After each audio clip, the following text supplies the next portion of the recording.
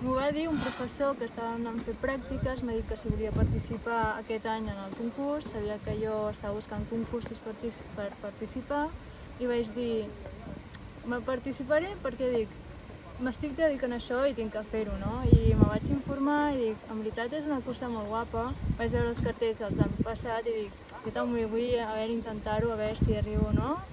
La qüestió és intentar-ho. Me vaig inspirar molt amb les fotografies, ja que la meva tècnica sempre ha sigut a partir de fotos, il·lustrar i transmetir el que me demanen, bàsicament, en els concursos. I doncs això, i el que me va fer més difícil va ser el de les 4 tintes, que vaig estar en plan, d'aquest cartell definitiu, havien com 4 més que et volia entregar, però no...